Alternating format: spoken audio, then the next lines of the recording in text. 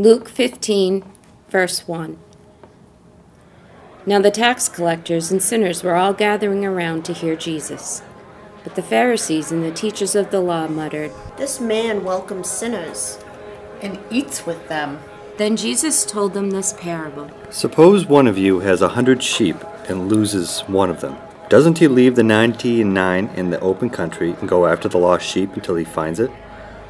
And when he finds it, he joyfully puts it on his shoulders and goes home.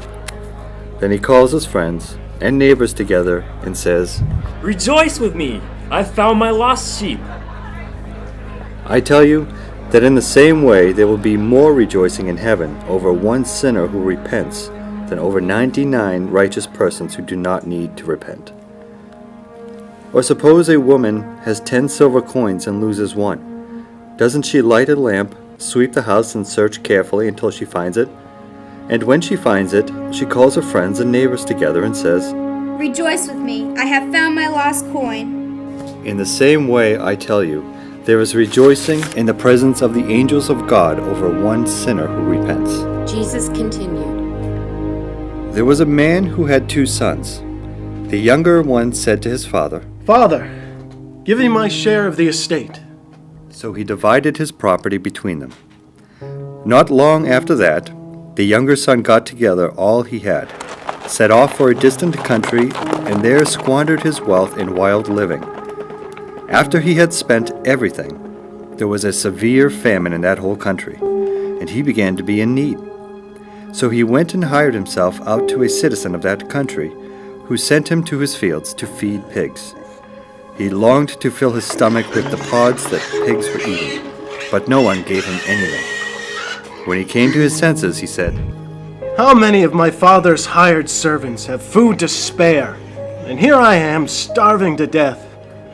I will set out and go back to my father, and say to him, Father, I have sinned against heaven and against you. I am no longer worthy to be called your son. Make me like one of your hired servants." So he got up and went to his father.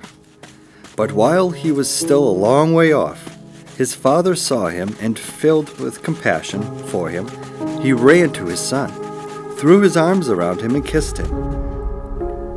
"Father, I have sinned against heaven and against you, and I am no longer worthy to be called your son."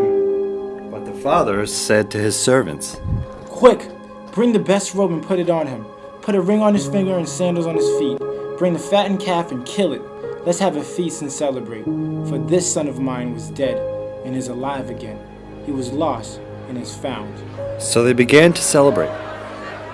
Meanwhile, the older son was in the field. When he came near the house, he heard music and dancing. So he called one of the servants and asked him what was going on.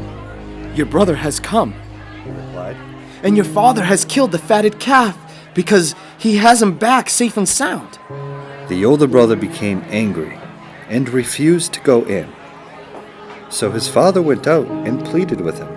But he answered his father, Look, all these years I've been slaving for you. I never disobeyed your orders. Yet you never gave me even a young goat so I could celebrate with my friends. But when this son of yours, who has squandered your property with prostitutes, come home, you kill the fattened calf for him. "My son, the father said. you are always with me, and everything I have is yours. But we had to celebrate and be glad, because this brother of yours was dead and is alive again. He was lost and is found."